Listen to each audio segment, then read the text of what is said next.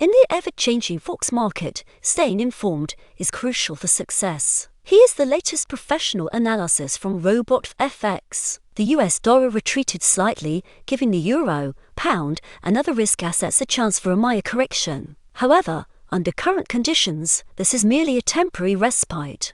Yesterday's strong ADP report on the increase in employment in the US private sector did not provide significant support for the US dollar, but that does not change the fact that the labor market is recovering, distancing the Federal Reserve from further interest rate cuts. It should be noted that while the ADP figures are an important leading indicator, they do not always accurately predict the non-farm payroll data published later, which has much greater weight in the markets. Therefore, traders and analysts likely refrained from making sharp moves yesterday, opting to wait for a more complete picture. As for today's reports, figures for retail sales in the Eurozone for January are expected in the first half of the day. This data plays a crucial role in assessing consumer activity and the overall state of the economy in the region. Strong figures may indicate a recovery in demand and further growth, while weak ones may highlight ongoing issues and potential risks. Concurrently, special attention will be given to the speech of the president of the Bundesbank, Joachim Nagel. His comments regarding the current economic situation in Germany and the Eurozone,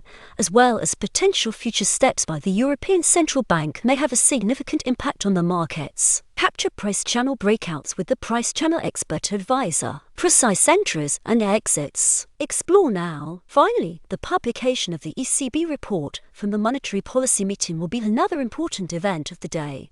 The document typically contains a detailed analysis of economic conditions, risk assessments, and the rationale for the decisions made. Analyzing this report will provide deeper insights into the central bank's position and intentions, though it is unlikely to have a significant impact on the euro's dynamics. Regarding the pound, one of the key events in the first half of the day will be the release of the UK construction PMI data. This indicator, reflecting activity in one of the leading sectors of the economy, is particularly important for assessing the overall state of affairs and can significantly influence the national currency's exchange rate. Should the published figures fall short of expectations, it would undoubtedly quickly put pressure on the GB plus pair. If the data aligns with economists' expectations, the mean reversion strategy might be the best approach. If the data is significantly higher or lower than economists' forecasts, the momentum strategy would be preferable. Momentum strategy breakout for the euro's pair long positions and a breakout of 1.1625 may lead to an increase in the euro towards 1.1660 and 1.1700.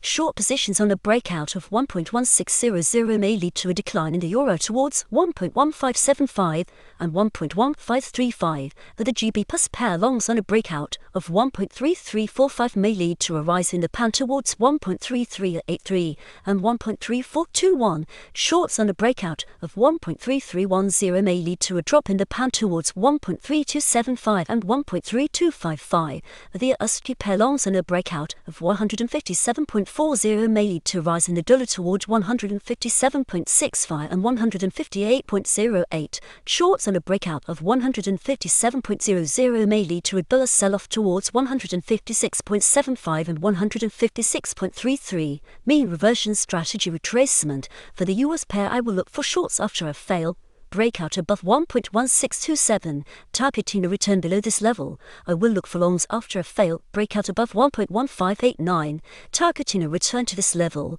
For the GB plus pair, I will look for shorts after a failed breakout above 1.3359, targeting a return below this level.